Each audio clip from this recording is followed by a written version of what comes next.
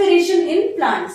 देखो जैसे एनिमल्स को एनर्जी चाहिए अपने काम को करने के लिए, उसी तरीके से प्लांट्स को भी एनर्जी चाहिए, क्योंकि उन्हें भी काम करना होता है। जैसे कि हाँ जी, फोटोसिंथेसिस करना होता है ना, उनको काम होते हैं यार बहुत सारे, वो लिविंग ऑर्गेनिज्म है ना, तो उनको भी चाहिए होता है एनर्जी, और एनर्जी की वजह से वो भी परफॉर्म करते हैं रेस्पिरेशन।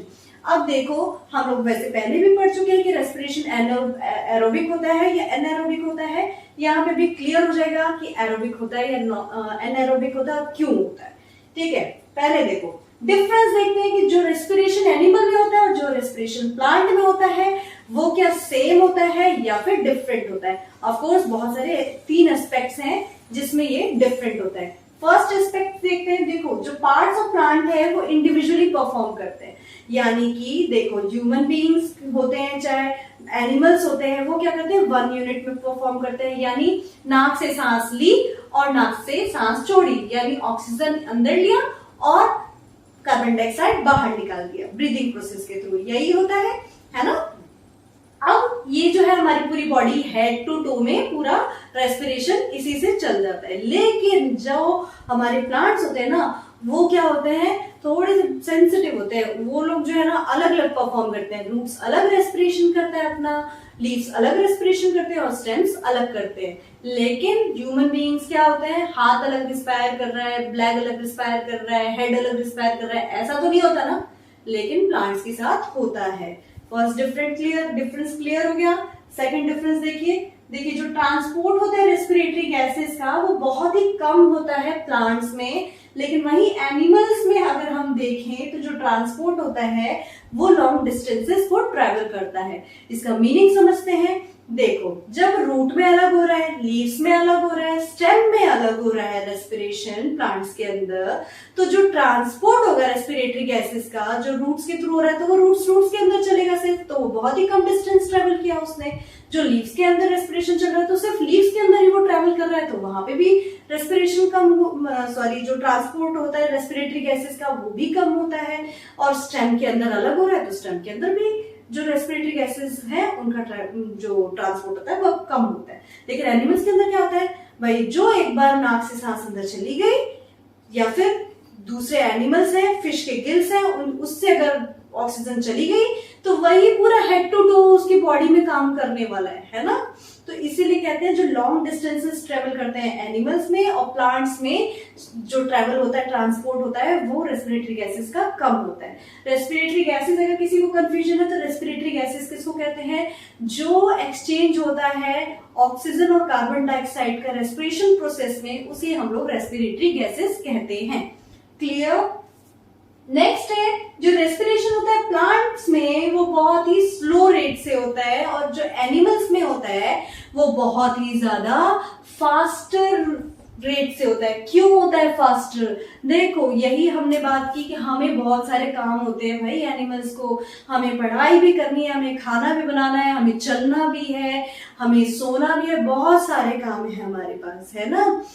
लेकिन जो प्लांट्स होते हैं उनके अगर आप काम देखोगे तो उनके काम होते हैं काफी लिमिटेड काम होने की वजह से जो रेस्पिरेशन होता है प्लांट्स के अंदर उनके अंदर कम होता है, क्योंकि उनको एनर्जी की भी रिक्वायरमेंट कम होती है। लेकिन एनिमल्स को रिक्वायरमेंट भी बहुत ज्यादा होती है तो रेस्पिरेशन भी उसमें ज्यादा होती है। Hopefully getting the points. अब पढ़ने जा रहे हैं हम लोग रेस्पिरेशन प्लांट्स के अंदर किस तरीके से होती है।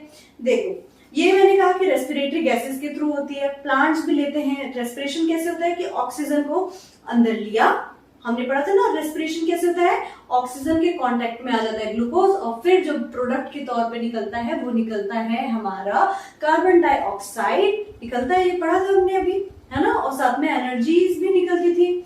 अच्छा अब यहाँ पे देखो जो ऑक्सीजन हमने यानी जो प्लांट्स ऑक्सीजन लेता है वो कैसे लेता है, वो डिफ्यूजन प्रोसेस के थ्रू लेता है। अब सुनते हैं कि क्यों लेता है डिफ्यूजन प्रोसेस के थ्रू। अब देखो जो प्लांट का शेप होता है नोटिस करो कि कैसा होता है, उसके कोई ब्रांच इधर से निकल रही है, कोई ब्रांच इधर से निकल रही है, 2 ब्रांच नीचे से निकल रही है, 2 ब्रांच ऊपर से निकल रही है, ब्रांचेस उसकी हर जगह से निकली होती है ना। अब ब्रांचेस तो बहुत सारी है, पतली पतली निकल रही है ब्रांचेस, लेकिन अगर आपसे मैं पूछूं कि उसका वॉल्यूम ज्यादा है उस प्लांट का ब्रांचिंग शेप होने की वजह से, या उसका सरफेस एरिया ज्यादा है? बताओ, सीधी सी बात है भाई, उसका वॉल्यूम ज्यादा नहीं है, उसका वॉल्यूम क्या है कंपैरेटिव टू सरफेस एरिया कम है, और सरफेस एरिया क्या है वॉल्यूम के कंपैरिजन में ज्यादा है। सरफेस एरिया यानी कितना एरिया वो ले रहा है अपने लिए, तो सरफेस एरिया ज्यादा होने की वजह से जो ऑक्सीजन जाता है प्लांट्स के अंदर रेस्पिरेशन प्रोसेस में, वो कैसे जाता है? वो जाता है डिफ्यूजन प्रोसेस के through. Hopefully getting the point. इसी तरीके से जो कार्बन डाइऑक्साइड बाहर आता है रेस्पिरेशन करने के बाद से, वो क्या होता है बाहर किस प्रोसेस से आता है? वो भी बाहर निकलता है, diffuses out in the form of carbon dioxide. Getting the point? Okay, next आता है, अब हमने जैसे कि कहा कि जो प्लांट्स है वो इंडिविजुअली परफॉर्म करते हैं, ये बात हमने अभी सुनी कि जो प्लांट्स होते हैं वो इंडिविजुअली हर पार्ट रेस्पिरेशन करता है। तो सबसे पहले देखते हैं, रूट से स्टार्ट करते हैं। जो रूट्स होते हैं प्लांट्स के, वो भी क्या करते हैं? अपना इंडिविजुअली रेस्पिरेशन करते हैं। इस चीज को समझते हैं। अब देखो, सॉइल्स होते हैं, सॉइल्स को क्या करते हैं हम लोग टाइम टाइम पे ना लूज करते रहते हैं। जो प्लांट्स वाले सॉइल होते हैं, चाहे क्यों करते हैं लूज? क्योंकि सॉइल्स के बीच में होते हैं गैप, एयर, जो बीच बीच में गैप होते हैं छोटे छोटे, उस गैप में क्या होते हैं? एयर होता है। वो एयर जो प्रेजेंट होता है वो क्या करता है? रूट कुछ इस तरीके का होता है ना, हमने देखा है, ये जैसे ऊपर शूट है, नीचे क्या है? रूट्स है। अब ये रूट्स में होते हैं ये छोटे छोटे छोटे छोटे रूट हेयर, ये प्रेजेंट होते हैं रूट हेयर, है ना, ये होते हैं रूट हेयर। ये रूट हेयर कहाँ पे प्रेजेंट होते हैं? ये रूट हेयर कहाँ प्रेजेंट होते हैं भाई? सॉइल जो होता है ना, सॉइल, जैसे यहाँ पे सॉइल के छोटे छोटे पार्टिकल्स हैं, तो ये जो सॉइल है हमारा, सॉइल के बीच में जो गैप है, उस गैप के अंदर ये घुस जाते हैं। ये रूट हेयर क्या करते हैं? घुस जाते हैं, वहां पे एयर है, वहां से क्या करते हैं वो रूट हेयर? ऑक्सीजन ले लेते हैं, और ऑक्सीजन लेके डिफ्यूजन प्रोसेस के थ्रू जहां जहां रूट्स के सेल्स को रिक्वायर्ड होते हैं, वहां वहां क्या करते हैं वो दे देते हैं कि भाई रेस्पिरेशन आप स्टार्ट करो। रेस्पिरेशन होने के बाद से क्या निकलता है? कार्बन डाइऑक्साइड निकलता है। वो कार्बन डाइऑक्साइड भी क्या करता है फिर रेस्पिरेशन प्रोसेस में ही डिफ्यूजन प्रोसेस से सेम रूट हेयर से बाहर निकल जाता है, डिफ्यूजेस आउट हो जाता है कार्बन डाइऑक्साइड। ठीक है, डिफ्यूज इन क्या हुआ? रूट के अंदर ऑक्सीजन हुआ, और डिफ्यूज आउट क्या हुआ? कार्बन डाइऑक्साइड हुआ। क्लियर? अब देखो, रेस्पिरेशन इन स्टेम्स। अच्छा, इससे पहले एक क्वेश्चन भी आता है आप लोगों का, वो देखते हैं रूट से रिलेटेड। देखो, कई बार आपने सुना होगा कि पानी जो है, पानी बहुत ज्यादा लग जाता है, वाटर लॉक्ड हो जाता है। जो प्लांट्स के अंदर जिस मिट्टी के अंदर प्लांट लगा है वो वाटर लॉक्ड हो जाता है, यानी पानी उसके अंदर बहुत ज्यादा इकट्ठा हो जाता है, जिसकी वजह से पेड़ हमारे मर जाते हैं। ये हमने कई बार देखा है, सुना है ना? ऐसा क्यों होता है? सोचो जरा क्यों होता है। अब देखो, अब जो प्लांट्स होते हैं उसके बीच में होते हैं जो सॉइल होते हैं उसके बीच में होते हैं छोटे छोटे छेद यानी गैप होते हैं, उसके अंदर होता है एयर। जब उसके अंदर पानी चला गया और लंबे टाइम तक उस पानी भरा रहा, वो पानी को सोर्स नहीं मिला कि वो कहीं और से बाहर निकल जाए, तो वो क्या करते हैं, जो एयर जहां जहां होते हैं ना, वो वहां पे क्या चला जाता है? पानी चला जाता है और एयर खत्म हो जाती है। जैसे रूट हेयर को, जो प्लांट्स का रूट हेयर है, उसको नहीं मिला ऑक्सीजन नहीं मिलने की वजह से वहां पे कौन सा रेस्पिरेशन स्टार्ट होता है? वहां स्टार्ट हो जाता है एनएरोबिक रेस्पिरेशन। जब एनएरोबिक रेस्पिरेशन स्टार्ट हो जाता है with in the absence of oxygen, तो क्या प्रोडक्ट निकलता है? तब निकलता है हमारा अल्कोहल एक टाइप का, जिसको कहते हैं इथेनॉल। सुना था ना, एक तरह का इथेनॉल निकलता है। और ये जो होता है, ये क्या करता है? अल्कोहल ये प्लांट्स को हमारे किल कर देता है। इसी वजह से कहते हैं ना कि भाई प्लांट्स जब उगा रहे हो तो नीचे देख लेना गमले में छेद हो, ताकि एक्स्ट्रा पानी बाहर निकल सके, सांस ले सके जो प्लांट्स हैं वो भी। ऐसा कहते हैं, सुना है ना, नॉर्मल जो डे टू डे लाइफ में है ना। इसीलिए प्लांट्स के टिलिंग भी टाइम पे लूज करते रहना चाहिए प्लांट्स की मिट्टी को, है ना। ओके, इसे बहुत सारे क्वेश्चन हो जाते हैं कि भाई प्लांट्स की टिलिंग क्यों करनी चाहिए, सॉइल की टिलिंग क्यों करनी चाहिए, ये सब क्वेश्चन आपका यहाँ से बनता है। ओके, सेकंड पॉइंट है रेस्पिरेशन इन स्टेम्स। अभी रूट्स ने तो रेस्पिरेशन कर लिया, बचा रूट्स के बाद से ऊपर क्या आता है, स्टेम। अब स्टेम्स होते हैं दो तरीके के, एक होते हैं हर्बेशियस स्टेम, एक होता है हर्बेशियस स्टेम। हर्बेशियस स्टेम क्या होते हैं, जो हर्ब वाले स्टेम देखे आपने, बहुत ही सॉफ्ट होते हैं, बहुत ही पतले पतले से होते हैं, सॉफ्ट से होते हैं, जैसे कोरिएंडर के ही हो गए। सॉफ्ट वाले जो प्लांट्स होते हैं उन्हें कहते हैं हर्बेशियस स्टेम। इनमें प्रेजेंट होते हैं स्टोमेटा। हर्बेशियस स्टेम्स में प्रेजेंट होते हैं स्टोमेटा। स्टोमेटा, स्टोमेटा यानी टाइनी पोर्स उनमें प्रेजेंट होते हैं, उसे कहते हैं स्टोमेटा। स्टोमेटा के थ्रू क्या होता है, ऑक्सीजन रेस्पिरेशन के लिए वो लेके चला जाता है अपने अंदर। डिफ्यूजन प्रोसेसेस जहां जहां सेल्स में रिक्वायर्ड हो जाता है वहां वहां ऑक्सीजन पहुंचा देता है, और जो प्रोडक्ट निकलता है कार्बन डाइऑक्साइड, वो डिफ्यूजन प्रोसेस के थ्रू फिर सेम स्टोमेटा से कार्बन डाइऑक्साइड बाहर निकल जाता है। क्लियर? लेकिन ये तो हो गया हर्बेशियस का। लेकिन अब एक बात बताइए आप मुझे कि एक ट्री भी तो होता है ना, ट्री कैसे करता है? देखिए, ट्री हो गए या हार्ड जो स्टेम होते हैं जिनके, उनका क्या होता है, ट्री, इनमें क्या प्रेजेंट होते हैं? अब देखो, अंदर स्टेम में नीम का पेड़ ही, चलो ध्यान से देखते हैं हम लोग, उससे ज्यादा अच्छे से समझ में आएगा, सब जानते हैं नीम का पेड़ है ना। अंदर स्टेम होते हैं, स्टेम के बाद ब्राउन कलर की एक लेयर होती है ना। वो जो ब्राउन कलर की लेयर है उसे हम लोग बोलते हैं बार्क। यही होता है बार्क में। आपने नोटिस किया होगा कि छोटे छोटे वहां पे लेंटी सेल्स होते हैं, लेंटी सेल्स होते हैं। अब ये जो लेंटी सेल्स होते हैं ये क्या होते हैं? देखो, जो बार्क है वहां पे स्मॉल एरियाज में सेल्स जो होते हैं वो लूजली पैक्ड होते हैं। सेल्स होते हैं वो क्या होते हैं, बहुत ही लूजली पैक्ड होते हैं। जहां सेल्स लूजली पैक्ड होते हैं उस एरिया को बोलते हैं लेंटी सेल्स।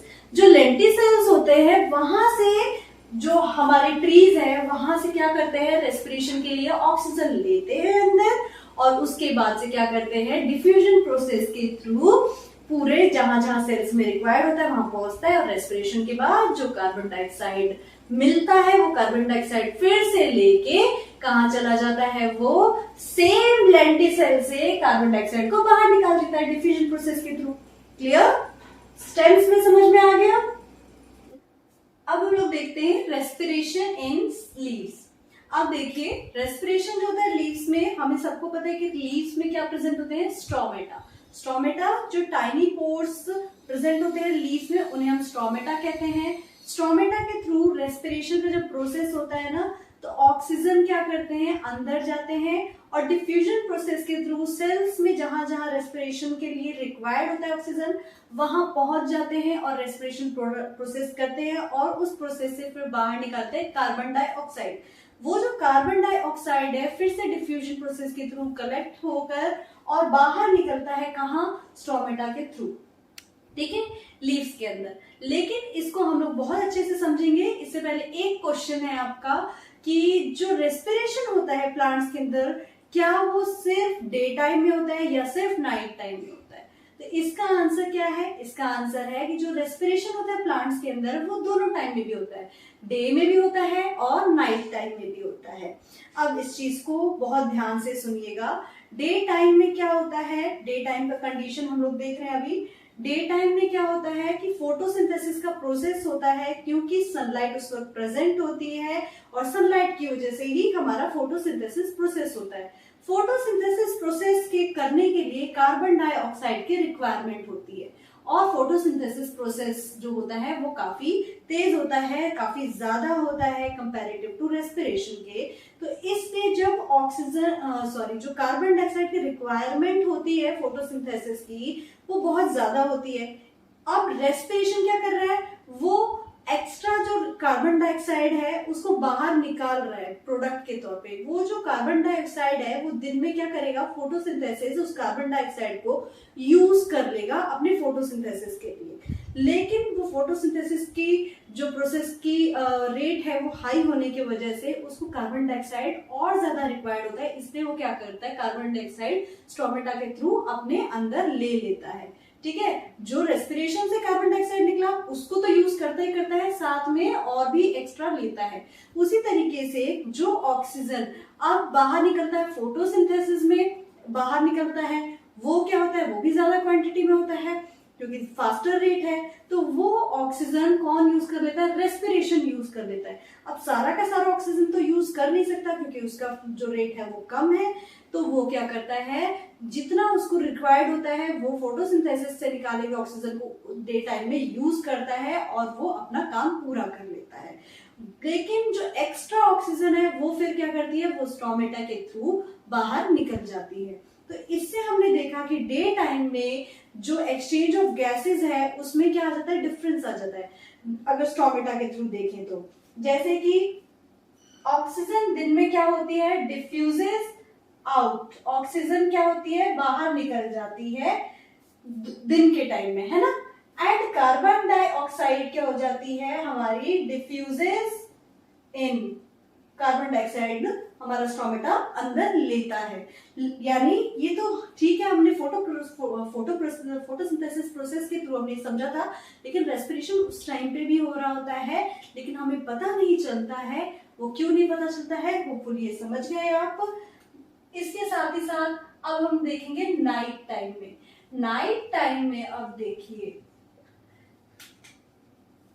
नाइट टाइम में क्या होता है, नाइट टाइम में तो कोई भी फोटोसिंथेसिस नहीं चल रहा होता है, नहीं चल रहा होता है। तो उसकी वजह से क्या होता है, जो हमारा प्लांट है वो स्टोमेटा के थ्रू, जो हमारा लीव्स है वो स्टोमेटा के थ्रू ऑक्सीजन लेता है रात में और वो यूज करता है रेस्पिरेशन के लिए और कार्बन डाइऑक्साइड को फिर से बाहर निकाल देता है वो स्टोमेटा के थ्रू, है ना। इस केस में आपने देखा कि क्या होता है, ऑक्सीजन क्या करता है, वो लेता है, डिफ्यूजेस इन, वो अंदर की तरफ लेता है, ठीक है। और कार्बन डाइऑक्साइड क्या करता है, बाहर निकालता है, डिफ्यूजेस आउट, है ना, बाहर निकालता है।